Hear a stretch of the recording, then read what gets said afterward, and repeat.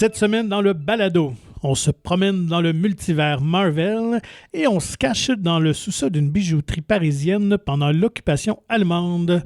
Bienvenue à mon ciné balado. Vous êtes en compagnie de Patrick Marleau et Jean-François Breton. Salut Jeff! Salut Patrick!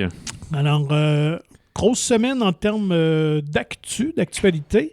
Ben, OK, t'es tout de suite dans les actus. Je veux dire, même en général, c'est la semaine qui lance les blockbusters oui, d'habitude.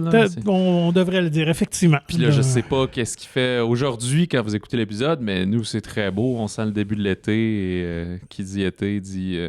Gros film. Gros film. Et souvent, début mai aussi dit film de Marvel. Ouais. Parce que depuis, je pense, le premier Iron Man en 2008, toujours la première fin de semaine de mai, il y a toujours un Marvel qui prend d'assaut les écrans. Et sais-tu que c'est un comic book day, quelque chose comme ça? Oui, effectivement, c'est lié à un mouvement, le Free Comic Book Day, qui doit approcher la vingtaine d'années, là, justement, issu des magasins, des chaînes, pas des chaînes, mais des magasins comiques indépendants qui voulaient promouvoir la lecture des comic books et finalement Bollywood s'en est accaparé. Mais y avait-tu vraiment une gratuité qui était donnée ou quelque chose? Oui, c'est encore le cas aujourd'hui. Donc, si vous allez dans des boutiques spécialisées de bande dessinée américaine, il y a vraiment des numéros qui sont créés spécialement pour l'occasion, qui sont donnés gratuitement par les Tout est gratuit ce jour-là. Non, c'est ça. Ce n'est pas l'inventaire du magasin qu'on rentre puis on prend ce qu'on veut. Le gérant est tombé sur la tête.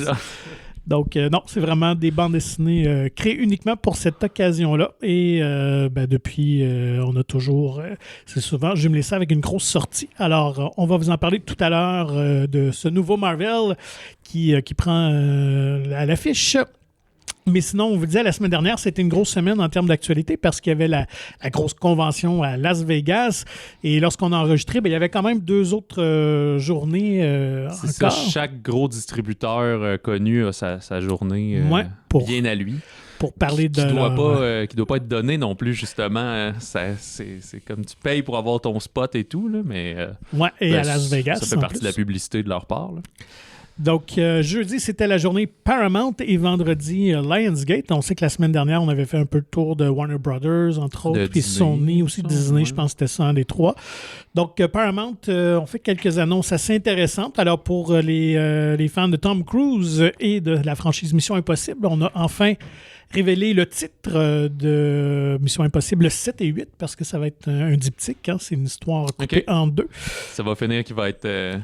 sur une falaise qui tient juste par une main. Puis... Peut-être le compte à rebours. Tout ça. Alors, donc, le titre Mission Impossible 7 sera Dead Reckoning Part 1. Évidemment, Mission Impossible 8, Dead Reckoning Part 2. Ça fait beaucoup de coma, de 2 points. Hein? Parce que déjà, c'est Mission 2 points impossible, ce qu'on oublie souvent. Puis là, ça va être, je sais pas, tiret Dead Reckoning 2 points Part 1. Ou...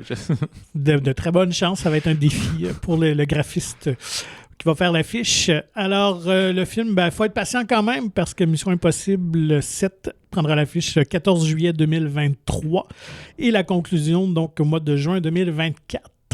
Alors, on maximise les sorties parce que c'est cet été pour Paramount, c'est Top Gun Maverick, Top Gun 2 points Maverick. Oui, tout à fait, voilà. Puis d'ailleurs, je sais pas si tu allais en venir, il a été présenté au CinemaCon, Top Gun, puis les critiques sont incroyables. Je pense qu'ils peuvent pas sortir des critiques comme telles, mais les avis qui sortent, les impressions. Les impressions sont incroyables. Ils disent que ça serait comme le blockbuster parfait, là. Le film à gros budget, mais qui a une vraie histoire touchante dedans, puis on passe peut-être par toutes les émotions et tout. Là. Fait que quand même très hâte de voir ça. Moi aussi, c'est de bon augure. Justement, on espérait qu'il ne se cassait pas la gueule avec ce projet quand même un peu risqué quand même, faire une suite, un film culte, mais tant d'années après. Donc, il fallait quand même une justification pour amener son personnage. Alors, J'avoue qu'on en parle quand même depuis quasiment 2 ans, parce que depuis le temps qu'il est reporté, ça devait être pour l'été 2020 à l'origine. Puis moi, ça me faisait ni chaud ni froid, là. Mais là, plus je n'entends parler, plus ça s'en vient. Là, j'étais en train de rentrer dans le bandwagon. J'ai hâte de voir ça. du Harold Faltermeyer pendant quelques jours. C'est quoi, C'est celui le qui fait la compositeur. Ouais, guitare c'est ça. électrique pis tout? Ouais, là, c'est ça. Bon, ben vas-y, t'allais où avec les autres nouvelles de Paramount, excuse? Ouais, ben pour les amateurs de Quiet Place, dont je suis, Oui. et toi aussi, je pense. Oui, j'aime pas mal tout ce que John Krasinski fait. Et là, on avait annoncé, mais assez mystérieusement, un spin-off, donc un film dérivé de l'univers qui ne serait pas scénarisé ni réalisé par Krasinski.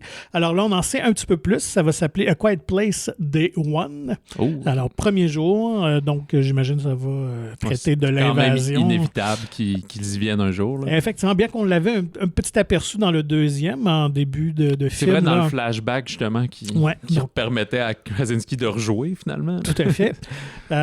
Mais j'imagine qu'ils vont probablement centrer l'action sur de nouveaux personnages, peut-être même dans un nouveau lieu. Ça pourrait être intéressant de faire dans une grande ville alors que là, on est plus en campagne et tout ça. Donc, mais on n'en sait pas plus. Mais ça va prendre l'affiche en septembre 2023. Donc, encore C'est comme là. sûr que ça finit mal. T'sais, dans le sens que ça finit Ben oui. par du monde qui vont réussir à s'encloisonner quelque part puis essayer de survivre là. Mm. Mais... ouais. Septembre, il y a souvent des films d'horreur dans cette Ouais, période-là. depuis quand quelques même, là, années, c'est ça. là, ben, surtout avec le grand succès que Hit avait eu Ouais, effectivement. déjà quelques années. Puis là, c'est une franchise qui a de la valeur et du renom. Là, fait que- Ouais, donc c'est rendu une terre Mais il y a fertile. quand même l'idée d'un troisième aussi, Oui. c'est ça. Oui, tout à fait. Ça a été confirmé qu'il va y en avoir un, mais je crois que ça va être encore quelques années parce que, à ma connaissance, Krasinski n'a même pas commencé l'ébauche du scénario, là, Ok. encore l'écriture. Donc, on parle peut-être d'un 2025. Donc, il va falloir s'armer de patience. Ensuite, côté Lionsgate, on fait quelques annonces assez surprenantes. John Wick, on sait qu'il y a un quatrième film qui C'est s'en ça. vient. Puis ici, Lionsgate, c'est que c'est jamais distribué directement. Ouais. Mais bref, c'est juste une petite parenthèse de distribution, tandis que Paramount, on ouvre direct leur film. Là, pour ceux qui seraient nichés là-dedans, je sais pas pourquoi je suis allé là-dedans. Je m'excuse. Des formations professionnelles. Donc, John Wick prévu pour le printemps 2023, mais on va faire également un autre spin-off parce que c'est à la mode, nécessairement, et c'est très payant, mais un qui capte mon attention parce que ça met en vedette Ana de Armas, Oui. comédienne que j'apprécie beaucoup et que j'avais vraiment aimé dans le dernier James Bond dans son rôle d'agent de la CIA. Donc, Ouais, on l'a connu un peu plus dans Knives Out, mais là, elle a eu un rôle beaucoup plus d'action. Fait que c'est Ouais. pour ça. C'est-tu Ballerina que ça Ouais, s'appelle? c'est ça. Donc, le titre va être Ballerina parce qu'elle avait un petit rôle, je crois que c'était dans le troisième, si ma mémoire est bonne, où John je me Wick souviens va qu'on voir voit une l'école danseuse. loin Ouais, de c'est ballet ça. russe, mais Ouais. je savais pas qu'elle était là. Je la Ouais, connaissais c'est- pas à l'époque. Fait que... Ben, effectivement, elle était moins connue. Donc, ça va être sur ce personnage-là, alors qu'il va chercher à trouver qui a tué ses parents et tout ça. Donc, évidemment, histoire de vengeance. Donc, très curieux de voir ça parce que vraiment, Ana de Armas, elle a tout l'étoffe pour être une héroïne d'action. disons ça comme ouais, ça. puis depuis aussi, le James Bond, je pense, je l'ai vu sur plein de plateaux de late night show, genre, là, on peut toujours revoir ça sur YouTube, les extraits, puis elle a full de charisme, puis tu sens que tout le monde l'aime, fait que c'était une question c'était même pas une question de temps, si on veut, avant qu'elle soit des vedettes de plusieurs films. Ensuite, une suite assez inattendue que j'ai hâte de voir. Dirty Dancing. Avait-on vraiment besoin Donc, c'est d'un Dirty nouveau film? Dancing 3? Je crois que ça va être un Dirty Dancing vraiment 2. Je pense qu'on va oublier la catastrophe de... Je pense que c'était Dirty Dancing of Vanna Night ou un truc comme Ouais, ça qui se ouais, passait à c'est ça. Cuba. Mais bon, mais qui Ça, n'avait aucun lien parce qu'il n'y avait aucun des personnages du premier qui revenait dans le 2. Il n'y avait pas un Patrick Swayze, mais tu sais, juste quasiment en caméo, une affaire de même. Ah, peut-être, du coup, je dois avouer que je ne l'ai pas vu. Moi non mais je ne suis pas certain. Mais en tout cas, peut-être. Écrivez-nous. si vous Oui, voulez. ceux qui ont la réponse à la question. Mais Jennifer Grey, donc, qui jouait évidemment Baby, va revenir dans son rôle, évidemment sans Patrick Swayze. Ouais. À moins qu'on trouve une façon de le rendre de façon numérique. Je pense que ça serait qu'on juste va de aller- mauvais goût faire ça. Là. Tout à fait. C'est pas parce que, comme ils disent dans Jurassic Park, c'est pas parce que tu peux que tu dois. Ouais, c'est ça, effectivement. Alors, à suivre, on n'a aucune idée du synopsis et tout ça ou quand ça va sortir, mais tout ce qu'on a... En fait, c'était elle qui était là pour annoncer le projet.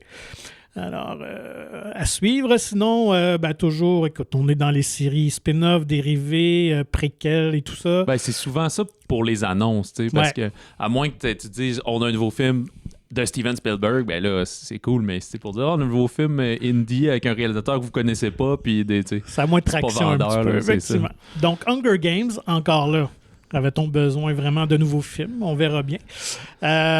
Donc, préquel qui va se passer plusieurs années avant la série de romans et de films aussi. Donc, il va mettre en vedette le jeune président Snow. Oui, il me semble que c'est ça. Par incarné par Donald Sutherland. Donc, le film s'appellera The Ballad of Songbirds and Snakes. OK. Quand même assez complexe comme titre. Je suis pas sûr de ce que j'avance. Ça se peut-tu qu'ils vont écrire un livre aussi? Je crois que le livre est déjà écrit où il s'en vient. Ça mais pas écrit exclusivement pour le cinéma contrairement aux derniers Animaux Fantastiques, par exemple. Effectivement. OK. Alors, mais pas de date de sortie encore pour ce projet-là. Dans les projets originaux maintenant, mais qui risquent d'être fort intéressants. Damien Chazelle, qu'on apprécie beaucoup, La La Land et Whiplash et First Man. First Man, c'est ça, je cherchais le titre. Film sur Hollywood qui s'appelle Babylon, avec Tobey Maguire qui va incarner Charlie Chaplin. Quand même un choix assez intéressant. Ouais. Ouais, j'aime ça. Il y a Olivia Wilde aussi, Olivia je pense. Wilde, Brad Pitt, Margot Robbie aussi. Puis à ce qu'on dit, c'est comme c'est un film à Oscar, là. Puis déjà le sujet, les comédiens. C'est ça. Ouais. Et Hollywood aime toujours un film qui parle d'Hollywood, qui parle du cinéma. Là. Il y a toujours ça. Là. Il y avait eu Mank il y a quelques années aussi qui avait finalement rien gagné, mais en tout cas, son lot de nominations et tout. Puis là, ça peut toujours changer, mais ce qu'on a vu, c'est ça, c'est que tu aurais sorti limité genre le 25 décembre là, de cette année. Fait que ça, c'est la limite minuit moins une, si on veut, pour soumettre ton film pour qu'il soit éligible aux Oscars. Puis là, en janvier, ils font ce qu'ils appellent la sortie large. Fait que là, il va ouvrir dans les autres marchés comme le Canada et tout. Là. On reçoit ça mi-janvier, mettons. Là. T'as un film ou deux par année que ça fait ça. Des fois, ils se cassent la gueule. Là. C'est justement, c'est trop peu trop tard, finalement. Mais bon, fait que ça a l'air d'être la stratégie pour eux. Donc, à suivre, Babylone. Donc, sur les débuts d'Hollywood, nécessairement, parce que avec Charlie Chaplin, c'est dans les années 20, surtout au début des années 30, qui s'est fait connaître, qui était au sommet de sa popularité. Dernière actualité, encore un autre projet super intéressant. Es-tu fan de Scott Pilgrim? Oui, beaucoup.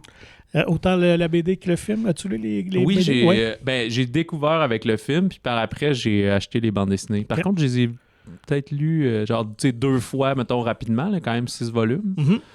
Mais là, ça fait une bonne secousse que je les ai pas regardés. Donc, l'auteur de Scott Pilgrim, Brian Lee O'Malley, avait sorti il y a quelques années une bande dessinée qui s'appelle Seconds. Il sera adapté au cinéma, donc scénarisé par Edgar Wright, qui avait porté Scott Pilgrim à l'écran. Mais choix de réalisatrice assez intéressante. C'est Blake Lively, la comédienne, qui sera derrière la caméra pour une première expérience de long métrage, mais j'avais lu qu'elle a fait ses dents récemment avec un vidéoclip de Taylor Swift. Oui, c'est vrai. Ouais, puis je pense que c'était une espèce de vidéoclip qui a été vraiment viral. Là. Ouais. Je connais pas mon Taylor Swift, désolé. Là. Une affaire avec un foulard rouge ou je sais pas quoi. Effectivement, ouais. Ça il y avait Miles buzzé. Taylor, d'ailleurs, qui joue dans Top Gun, qui était dans le clip. Donc, vraiment de voir ce mix-là ensemble. Donc, Seconds devrait sortir l'an prochain. C'était Lionsgate, hein, ça, toutes ces dernières. Ouais. Ben voilà pour l'actu. Sinon, bande-annonce. Écoute, on venait de dire que Olivia Wilde, qui était dans Babylone. Qui sera dans Babylone, elle aussi, c'est son deuxième film, là, Don't Worry Darling. En français, Ne t'inquiète pas, chérie. Et pas Fais-toi-en pas, bébé. Ça, qui va sortir en septembre. Et on l'a dit, de plus en plus, il y a des petits films d'horreur et suspense psychologique. Je vais juste mettre un petit 2 que le titre français sera Ne t'inquiète pas, darling. En français de France. Ils vont peut-être y trouver de quoi d'encore plus anglophone, là, genre, je sais pas. Mais ça se pourrait, oui. Donc, mais Olivia Wilde nous avait vraiment surpris que son premier long-métrage, c'était Booksmart, sur l'adolescence, mais une approche qui était assez réaliste, quand même des dialogues assez crus et tout ça. Donc, les deux comédiennes étaient vraiment fabuleuses. Alors, si vous voulez découvrir un bon film d'ado, intelligent, bien fait, Booksmart, allez voir ça. Exact. On le décrivait beaucoup comme le pendant, disons, féminin de Superbad, mais c'est pas exactement vrai parce que c'est beaucoup moins vulgaire. C'est plus humain, je trouve, que juste des blagues, là, mettons. Mais j'aimais beaucoup Superbad, là. C'est quand même un film que j'aime, mais Booksmart avait vraiment été un de mes coups de cœur de cette année-là, je pense 2016-17 environ. Don't Worry Darling, ça met en vedette Florence Pugh, Harry Styles, Chris Pine et Olivia Wilde elle-même. On comprend qu'on est dans une espèce de communauté un peu à l'écart du reste qui de housewives parfaites, puis que Florence a l'air d'être la seule à comme se rendre compte que c'est un peu trop beau pour être vrai, puis ça a quasiment l'air d'une secte. Quelque chose qui cloche en quelque part, parce que dans le fond, les femmes ne doivent pas questionner le travail de leur mari, qu'est-ce qu'ils font et tout ça. Et nécessairement, je pense qu'il y a des événements qui vont mettre le personnage de Florence Pugh sur cette quête-là de deviner que cache cette banlieue. Bon, puis là, moi qui dis que je fais jamais de potin, mais là, on sait qu'est-ce qui s'est passé. C'est que déjà, ça fait quelques fois qu'on parle de ce film-là parce que Olivia Wilde est maintenant en couple avec Harry Styles, probablement depuis ce tournage-là ou je sais pas quoi. Puis là, pendant le CinemaCon, est venue présenter, je pense, la bande-annonce du film, juste avant qu'elle devienne publique. Là. Puis elle a reçu une enveloppe mystérieuse sur scène. Elle a comme ouvert, puis je pense qu'elle a fait « Ah, OK, ça, c'est un scénario, blablabla. » Puis tout le monde trouvait ça un peu bizarre, pensait que ça faisait partie de l'acte, comme on dit. Puis par après, c'était comme non, c'est ses papiers de divorce qu'elle a reçus de Jason Sudeikis. Et que lui aurait dit par après, ah ben là, nous, c'est la compagnie qui donne ça. Là. Moi, avoir su qu'il était sur scène, j'aurais pas. Et je le crois. Je sais qu'il y a certaines mauvaises langues qui doutaient de ça, mais je pense que tu n'as pas vraiment le contrôle nécessairement une fois que tu envoies ça aux autorités judiciaires. Fait qu'il y a vraiment un excès de zèle en quelque part de cette firme-là. Moi, écoute, j'ai jamais été marié, jamais été divorcé, mais tout ce que ça me dit, c'est quand même que pour envoyer des papiers par une firme, ça se passe peut-être pas si bien que ça non plus. Là. C'est sûr. Le conte de fées à l'amiable, disons. Donc, mais c'était la section potin pour cette semaine. Mais ça a fait jaser évidemment beaucoup dans les réseaux sociaux et c'est arrivé après notre enregistrement. Donc, Don't Worry Darling, je pense que c'est 2020. Oui, c'est septembre dans 3 mois. Là. OK, de cette année. Donc, c'est 23 septembre 2022. Parfait. Donc, moi, honnêtement, j'ai vraiment happé par la bande-annonce. J'ai hâte de voir ça. Pour vous faire une référence à une petite vibe au classique de Stepford Wives, qui est un film de science-fiction, là, justement, dans les années 50, sur la banlieue parfaite et tout ça. Donc, on joue un peu dans cette trame-là. Donc, très curieux de voir ça. Et honnêtement, Harry Styles m'avait surpris dans pas 1917, mais c'était l'autre film de guerre. Dans Dunkirk, je sais pas. Dunkirk, oui, c'est ça. Ah ouais, OK. Bon. Ouais, qui avait fait ses débuts au cinéma. Et il y a vraiment, il y a la gueule, évidemment, il est très photogénique, très charismatique, mais je pense qu'il est vraiment bon comédien aussi. Moi, c'est juste le genre de bande-annonce que je trouve que ça en révèle un petit peu trop, là, sur ce genre d'intrigue-là. C'est quasiment 3 minutes en plus. Ouais, c'est ça. Moi, je dirais, si vous êtes curieux, écoutez genre 40 secondes de la bande-annonce puis dites « OK, c'est beau, je vais aller le voir en septembre », mais sinon, je sais pas. Je trouve qu'il y a plein de scènes qu'après, quand tu écoutes le film, tu te dis « Ah ben oui, cette scène-là, elle va arriver, puis elle va arriver. » On verra, peut-être qu'elle va nous surprendre, mais en tout cas, esthétiquement, ça a l'air vraiment super beau, puis cinématographiquement, c'est bien filmé, ça a l'air intéressant. Puis beaucoup plus d'ampleur quand même que Booksmart, là. Fait que je pense qu'on lui a confié un plus gros budget pour ça. Autre bande-annonce, Avatar 2. Enfin, écoute... qui est pour l'instant en primeur devant Doctor Strange. Elle va sûrement arriver sur Internet peut-être lundi. Je ne sais pas qu'est-ce que... D'habitude, après le premier week-end, là, mais pour l'instant, vu que ce qui était Fox, mais tout ce gros conglomérat est Disney maintenant, fait qu'en primeur 2D, 3D, Atmos, etc., devant Doctor Strange. Alors, si vous allez voir le film en fin de semaine, vous verrez cette bande-annonce-là. Je sais pas si tant attendu est un gros mot, mais ça fait tellement d'années qu'on entend parler du retour de James Cameron dans son univers. Et je dois avouer que c'est venu me chercher en quelque part. Là. Visuellement, c'est toujours impeccable. Évidemment, c'est très cryptique. C'est un teaser qu'on appelle. C'est juste des images. Ça dévoile le titre du film. Ça, vous l'avez peut-être vu passer sur les réseaux sociaux. C'est The Way of Water, la voie de l'eau. Alors, ça va se passer... dans une tribu très près de l'eau. Très sous-marine, des nouvelles créatures qu'on va voir et tout. Dans la petite balance, on voit pas trop d'humains pour l'instant, surtout les navis. Fait que, à voir. Mais c'est sûr que visuellement, ça a l'air de... Je pense qu'il s'est pas assis sur ce qu'il avait fait auparavant, puis il va avoir ajouté beaucoup de... Je me demande s'il n'y avait pas encore même des nouvelles caméras ou des nouvelles techniques et tout. Là, vraiment, c'est ça. oui, tout à fait. Des nouvelles caméras qui ont été inventées pour filmer en dessous de l'eau et tout ça. Donc, évidemment, faut jamais laisser pour compte Cameron. Effectivement, tu l'as dit, il tourne peu fréquemment, mais à chaque fois qu'il sort un film, au niveau technique et visuel, c'est toujours des prouesses incroyables. Espérons juste que l'histoire sera à la hauteur et que le public...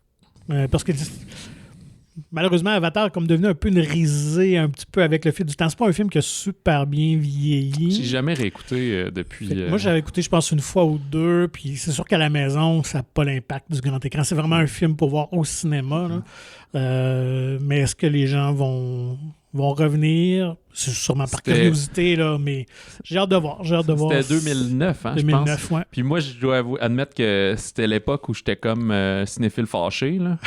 Fait que, tu sais, dans cette transition-là... Tu veux dire quoi, ça, cinéphile fâché? Pas fâché, mais, tu sais, aigri, là. C'est la transition où tu fais comme, bon, là, faut juste écouter des versions originales, puis tout ce qui est mainstream, c'est de la boîte, puis blablabla. Tu faisais ton snobinard un peu, oui, là, absolument. Okay. Puis là, après, tu sais, comme post-cégep et tout, là, puis là, amené, tu continues à mûrir là-dedans, puis tu fais qu'il y a du bon dans tout, finalement, là. Fait que ça sert à rien de se priver de certaines affaires. Ouais. Fait que j'ai jamais revu. Je dois avouer que c'était quand même c'est ça, c'était surtout l'histoire que je trouvais assez minimaliste, là, assez réchauffée, disons.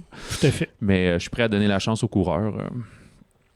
Donc, à voir en décembre pour la période des fêtes. Et dernière bande-annonce d'un gros blockbuster qui s'en vient au mois de juin. Jurassic World Dominion. Alors, on nous en a montré un petit peu plus. On nous montre le vieux trio qui reprennent du service. Jeff Goldblum, Laura Dern et Sam Neill. Donc, on a pu les apercevoir dans la bande-annonce. Et écoute, moi, je m'attends pas à quelque chose de... Je dirais pas grandiose, oui, sur le plan visuel. Peut-être pas grandiose en termes d'histoire, mais je pense qu'on va être servi en termes de dinosaures qui se promènent sur Terre, ce qu'on n'a pas vu quand même encore. On les a entrevus un peu, surtout dans le deuxième film à l'époque, là, à San Diego, je pense à ce moment-là, qui se promenaient un petit peu dans la ville. Mais il y avait juste 2 tyrannosaures. C'est ça. Alors que là, on se promène partout sur la Terre. Il y a des dinosaures aux 4 coins de la planète. Donc, pour ce côté-là, ça risque quand même d'être assez spectaculaire. Ouais. Moi, je suis tout à fait d'accord, là. Par contre, moi, je trouve rendu à ce moment-là, si vous voulez aller voir le film, laissez faire ces bandes-annonces-là. Si vous avez besoin de vous convaincre que c'est ça. Ça va être là, c'est le 10 juin, là, ça s'en vient dans un mois. Je pense que les jeunes vont vraiment triper. Je pense qu'ils vont sortir de là, les enfants, avec un gros sourire au visage. Ou une peur des dinosaures. Voilà. Alors...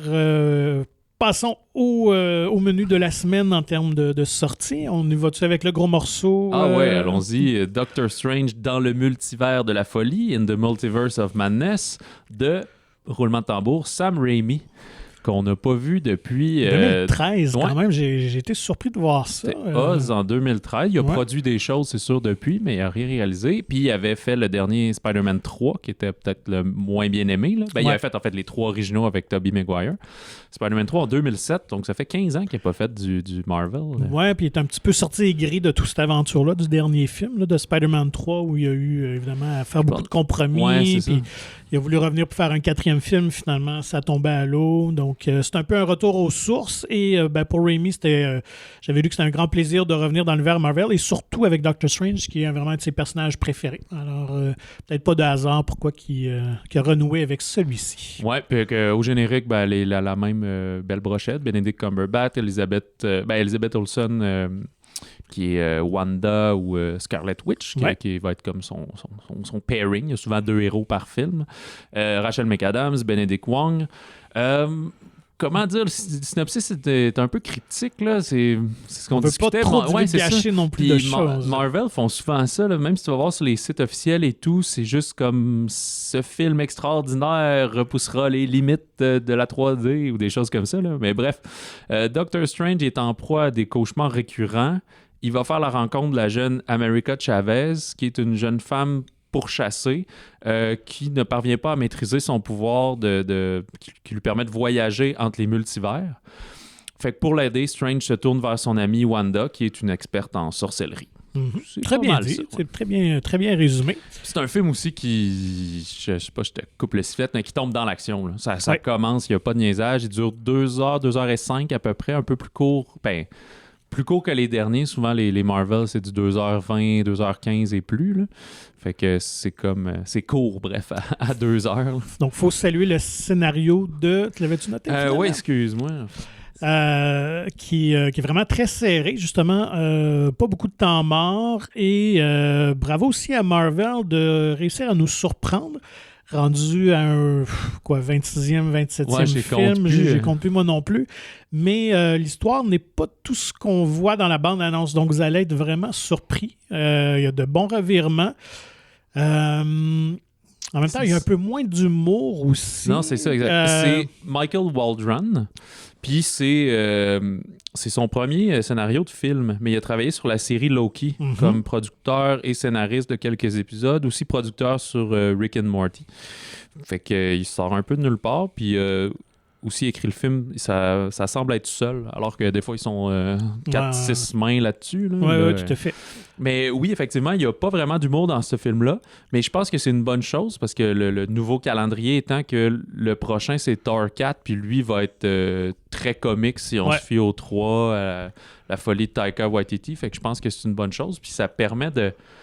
Tu sais, on a l'impression, ou quelqu'un qui écoute pas les Marvel, que c'est toute la même affaire. Mais je pense que la dichotomie qu'on va voir entre Strange et Thor qui va suivre va nous montrer que c'est pas vrai que c'est tout le temps pareil. T'sais. Non, effectivement. Et on sent la touche Sam Raimi. Ah ouais, moi je reconnaissais plans de... Moi j'étais un gros fan, oui, il y a Evil Dead, mais de Drag Me to Hell. Oui. Beaucoup ce film-là, ce film d'horreur-là. Il y a des fois des plans, des affaires qu'il allait chercher que je trouvais là-dedans. C'est aussi le retour de Danny Elfman. Je sais pas s'il a... il a travaillé dans les 3 Spider-Man, je pense. Oui, tout à fait. Fait que lui non plus, il n'a pas travaillé dans aucun film du MCU depuis ce temps-là.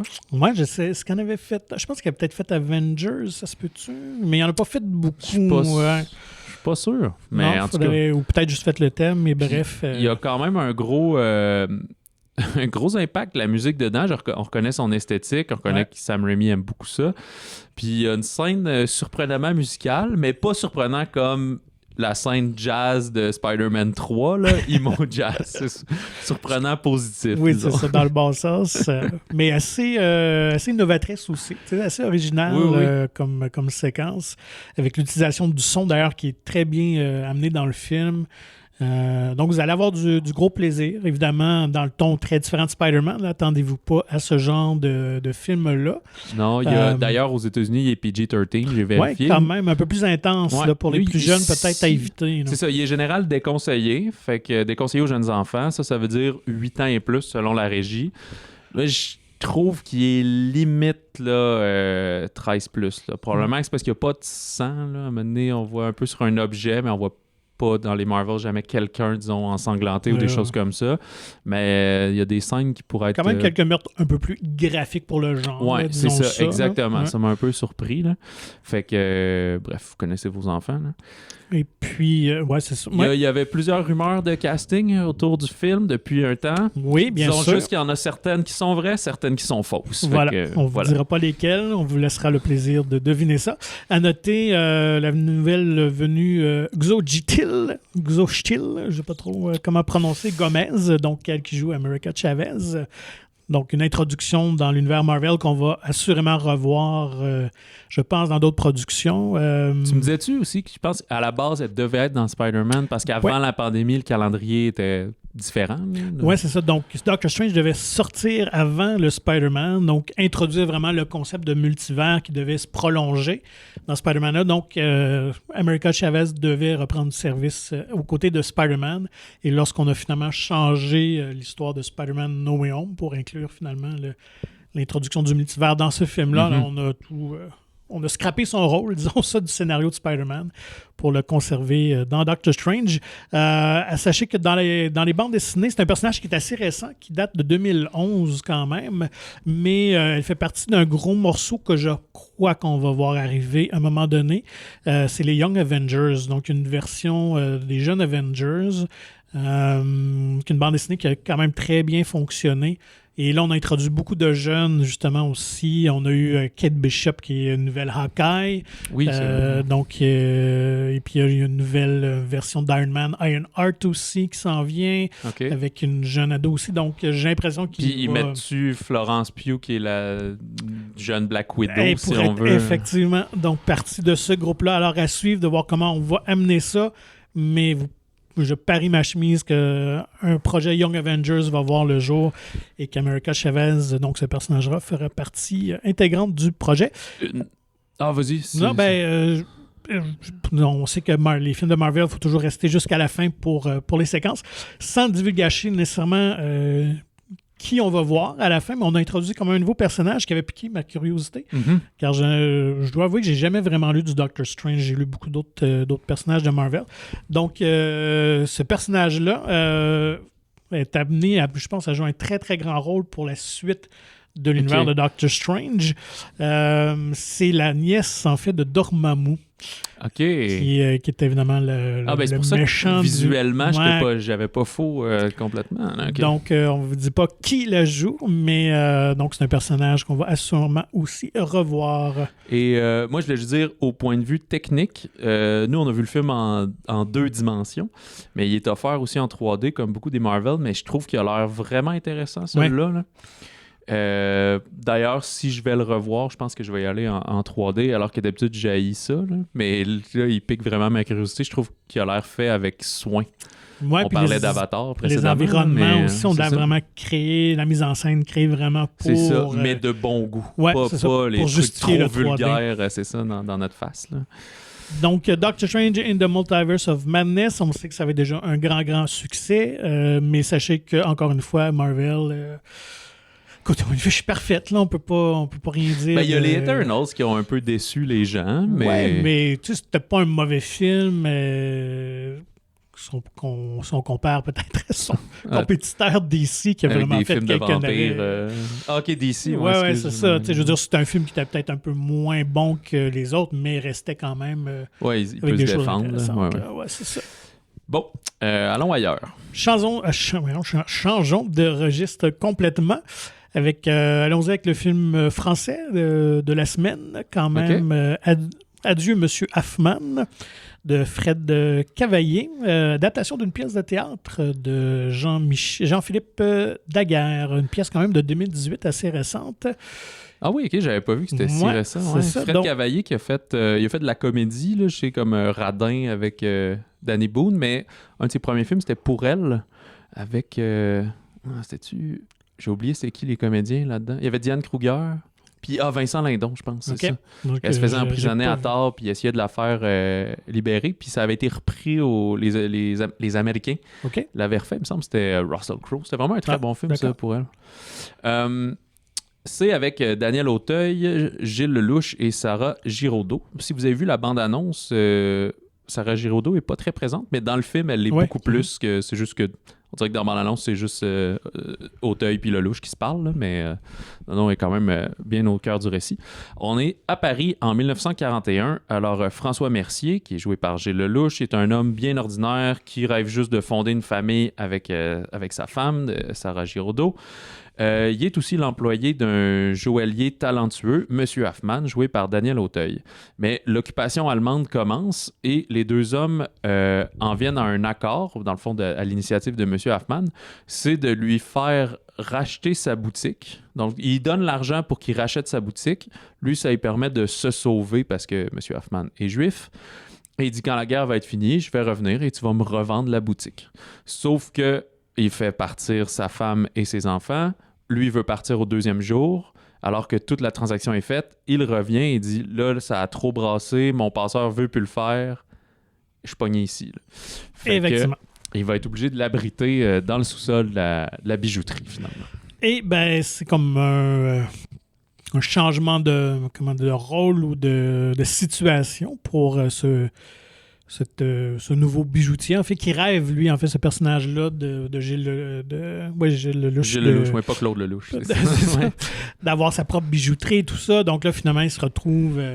Ah oui, parce qu'il lui dit même quand pour te remercier, quand on va revenir, je vais t'aider à partir de ta propre bijouterie. Et là, finalement, il va se trouver à collaborer, évidemment, avec les nazis. Qui deviennent fans de ces bijoux. Ben oui, tout ça. Donc, ce qui est intéressant, pour avoir vu le film, on a eu la chance de l'avoir vu. Donc, c'est un peu le collaborateur qui devient le monstre, finalement. Évidemment, ce succès-là, ce changement de rapport de pouvoir-là va lui jouer dans la tête, évidemment. Il va avoir des conséquences dans sa vie, dans sa relation. Ouais, puis dans sa relation personnelle, lui et sa femme ont des difficultés à avoir un enfant, fait que ça vient teinter tout ça. Comme ce petit côté de masculinité, disons, toxique, qui est comme si je peux pas faire un enfant à ma femme, je suis pas un homme pour vrai. Là. Donc, c'est très bien joué. Et moi, étant amateur de films de Deuxième Guerre mondiale, je sais pas si c'est le cas pour toi. J'apprécie, mais je sais pas, je me serais dit amateur comme si je les recherche tant que ça. Là, moi, j'aime vraiment ça. C'est vraiment... tout ce qui qui touche à la Deuxième Guerre mondiale me fascine. Et puis, je trouve évidemment ça devient... Il y en a tellement eu aussi depuis les années. Donc, je trouve ça... pas que je trouve ça dur, mais je trouve que ça doit être pas évident de trouver un nouvel angle pour nous raconter une histoire à cette époque-là. Et Dieu, M. Hoffman le réussit très, très bien. Évidemment, c'est très huis clos, c'est adapté d'une pièce de théâtre, donc c'est vraiment à petite échelle. Tout se passe dans la bijouterie ou presque, mais le récit est super intéressant, super fascinant et bien amené. Ben oui, puis en plus, il y a ce qu'on aime, c'est nous présenter un métier qu'on connaît pas trop, fait qu'on voit un peu la conception de bijoux et ces choses-là. Fait que oui, il n'y a pas de scène de guerre. On sait qu'on est en occupation, il invite les gens à dénoncer les Juifs, des choses comme ça. Les magasins ferment de plus en plus, mais c'est surtout qu'ils se retrouvent à avoir des Allemands qui viennent toujours visiter pour... acheter ses nouveaux bijoux puis qui trouvent ça fascinant. Fait que, ouais, vraiment, un beau petit bijou, ce film-là, justement. Ouais, très bien joué. Auteuil, qui est tout en retenue, beaucoup plus, parce que des fois, il peut être plus flamboyant dans certains de ses rôles. Vraiment touchant. Et puis, vraiment, le scénario dont je ne connaissais pas la pièce de théâtre, donc très surprenant. L'histoire nous amène dans des endroits que je ne croyais pas. Donc, ça a été une belle surprise. Vous aimez les films d'histoire, évidemment, classiques, mais très bien faits. Je pense que ce film devrait vous ravir, assurément. Lequel on poursuit? Je te laisse choisir. Très belle journée de Patrice Laliberté. Patrice Laliberté s'est fait connaître pour avoir fait le premier film Netflix québécois, et on pourrait quasiment dire le seul film Netflix québécois. Ça, c'est un autre discours, mais c'était Jusqu'au déclin, qui était un film d'action, pas mal. Ici, avec Très belle journée, on est plus dans un genre de drame, suspense psychologique. C'est avec Guillaume Lorrain, qui tenait aussi la vedette de Jusqu'au déclin, mais il y a aussi Sarah-Jeanne Labrosse, Marc-André Grondin, Marc Beaupré, j'ai pas noté les autres, Sandrine Bisson, Christine Beaulieu, qui sont plus des caméos, mais c'est des caméos grade A, comme on dit. Là. Je serais curieux de savoir comment il a Pour moi, c'est des amis du réalisateur. Là, parce qu'on les met au générique, mais ils sont là 30 secondes. Là, mais Marc-André Grondin, qui est aussi dans les deux films. Mais je sais qu'il avait commencé à travailler sur Très belle journée. Après, il y a eu le feu vert pour Jusqu'au déclin. Fait que là, il a comme mis pause à Très belle journée. Fait que c'est peut-être pour ça qu'il y a des gens qui se sont répétés puis sont revenus finir Très belle journée par la suite. Je peux me tromper, si je me souviens bien, c'est qu'il n'y avait comme pas eu le financement. Fait qu'ils ont fait ça un petit peu, pas amateur, mais avec des moyens les plus réduits. Fait qu'ils ont filmé le film. Ouais, c'est faible, ça, filmer le film. En tout cas, ils ont tourné le film avec un téléphone cellulaire. Ouais. Mais ça permet de faire des scènes incroyables. D'ailleurs, je vais en venir au synopsis, ça va peut-être vous aider. C'est qu'on suit un coursier à vélo qui livre des colis anonymes pour un patron un peu louche, joué par Marc Beaupré, qui est communément Marc Arcan. Là, qui incarne bien les louches. Oui, voilà. Fait que lui, notre personnage principal, c'est un solitaire qui pose pas vraiment de questions, puis qui partage aussi une vision conspirationniste du monde, c'est-à-dire qu'il croit que depuis 2012, je pense, la fin du monde que les Mayas avaient annoncé, il pense qu'on vit dans une simulation, là, un peu comme la Matrice. Mais là, lorsqu'une populaire influenceuse, jouée par Sarah-Jeanne Labrosse, emménage dans le logement voisin, son obsession pour elle va faire basculer sa routine. Disons. Alors, tu le mentionnes que le film tournait en cellulaire et Patrice Laliberté vient du monde des kinos. Alors, pour ceux qui ne connaissent peut-être pas ce mouvement-là, c'est des regroupements de cinéastes qui font des soirées thématiques, je pense que c'est peut-être à chaque mois ou 2-3 mois. Puis, souvent, ils se lancent des défis de tourner des petits films rapidement, tout ça. Et donc, ça se sent justement dans le film, ce qui n'est pas négatif en soi, mais un côté un peu plus à très petit budget, fait dans l'urgence. Et lui-même, il dit en entrevue, tourner ça avec un vrai budget. Les assurances ne nous auraient pas permis d'aller vraiment tourner les scènes, surtout de vélo, qui sont assez saisissantes dans le trafic. Il faut qu'il ait l'air d'un coursier qui est habitué de faire du bicycle. Fait que passe entre les bus, entre les vannes, du vélo à Montréal, pas de casse, brûle les lumières rouges. Ça, c'est bien beau, mais Patrice, qui le suit, là, il est pareil. Je pense qu'il était peut-être sur un scooter ou sur un vélo aussi. Il dit en vélo, filme, genre, c'est ça, puis il fait la même affaire. Fait que, ça, c'est stressant, ces affaires-là. Là. Donc, très belle journée. Quand même, là, on doit spécifier que c'est un film assez niché d'auteur. C'est quand même pas un film grand public tant que ça. Mais si vous aimez un film québécois, justement, un peu plus hors des sentiers battus, je pense que ce film-là pourrait vous intéresser. Ouais, c'est plus, on filme, c'est comme une fenêtre sur un personnage. T'sais. Fait qu'on va voir à peu près quelques jours, mettons, de sa vie. Fait qu'une espèce d'évolution et de déclinaison, là, puisqu'il va y arriver quelques soucis. Fait que, voilà. Et dans un registre encore plus dramatique plus intense. En parlant de déchéance. Il y a Inès de René Beaulieu avec Rosalie Bonenfant, un premier rôle au cinéma pour elle. Oui, et Roy Dupuis, fait que c'est pas un partenaire négligeable de jeu. Non, pour débuter. Non. René Beaulieu qui avait fait Le Garagiste, puis aussi Les Salopes ou Le sucre naturel de la peau.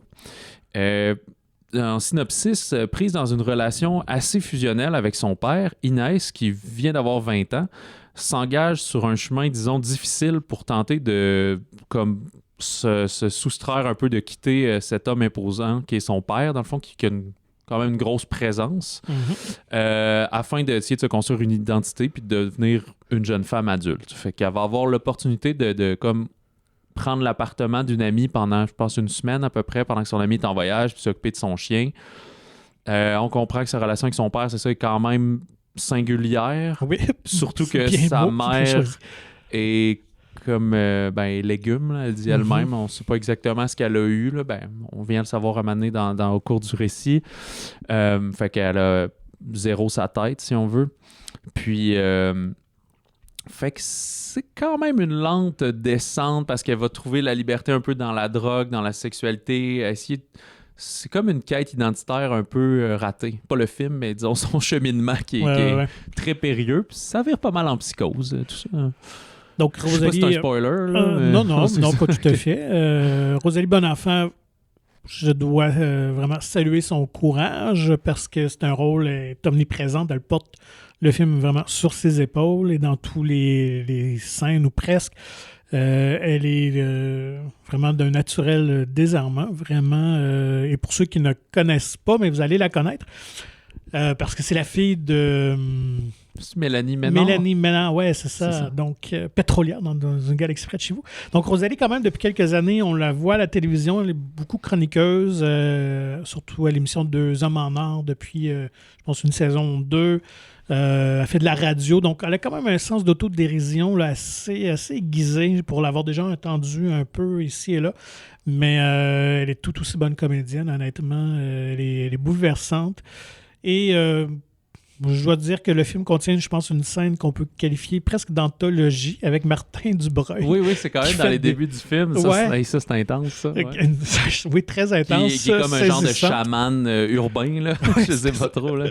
Trafiquant de drogue un peu, on sait pas trop. En tout cas, Martin Dubreuil fait toujours des rôles un peu excentriques. Champ gauche, hein, ouais. Ouais, vraiment. Donc, ça va vous saisir et ça met le ton assez tôt dans le film.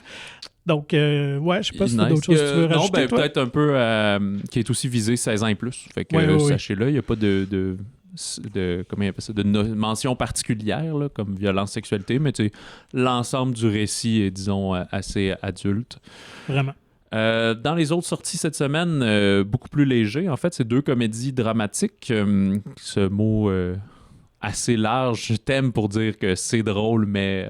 On traverse des épreuves. La fine fleur de Pierre Pinault, un film français mettant en vedette Catherine Frot.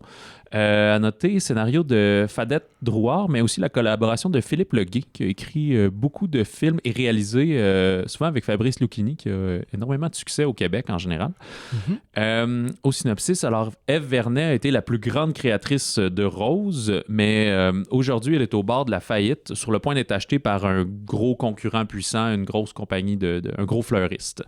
Sauf que sa fidèle secrétaire, elle pense avoir trouvé solution en engageant 3 employés en insertion sociale sans aucune compétence horticole. Alors, vous voyez le mélange entre les expérimentés et ceux qui en ont rien à foutre. Et alors que c'est ça, quasiment tous les séparent, ben, ils vont se lancer ensemble dans cette aventure unique pour sauver la petite exploitation artisanale. Fait que, comme on dit, quand on aime présenter des métiers méconnus, ben là, on est dans l'horticulture et particulièrement de roses ici. La création de... Je sais même pas comment ils font, les croiser des sortes ensemble. Là, je me souviens qu'il y avait la fameuse rose Céline Dion à un moment donné. C'était une rose ou c'était une tulipe Céline Dion? C'est peut-être une rose. Plus. Je sais plus. En tout cas, croisement de fleurs. C'est ça, fait qu'on est dans les bons sentiments ici. Là. Je pense que c'est la fête des mères en fin de semaine et tout. Là. C'est ce genre de film. Et il y a aussi un genre semblable, Peace by Chocolate, de Jonathan Kaiser. Ça, c'est un film canadien, comédie dramatique, inspiré d'une histoire vraie. C'est des réfugiés syriens qui se retrouvent à Antigonish, en Nouvelle-Écosse. Et alors que leur fils rêve d'études en médecine, eux, lui-même se voit contraint d'aider sa famille à relancer la chocolaterie qu'ils avaient auparavant en Syrie. Sauf que là, le succès de la nouvelle affaire au sein de la petite communauté puis de sa famille va le confronter à un choix difficile. Donc, c'est ses désirs à lui d'aller en médecine ou d'aider la famille dans leur immersion, si on veut, puis leur succès. Alors, Peace by Chocolate, mais je crois que c'est juste disponible en version originale anglaise, sous-titrée français, mais dans certains cinémas.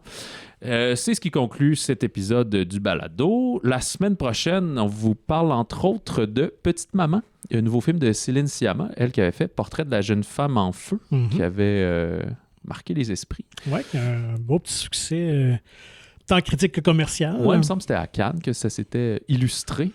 Oui, il y en a un autre qui pique ma curiosité, c'est le film norvégien The Innocents. Oui, aussi un genre de pouvoir secret avec des enfants weird, puis peut-être qu'il y en a qui sont plus fins que d'autres.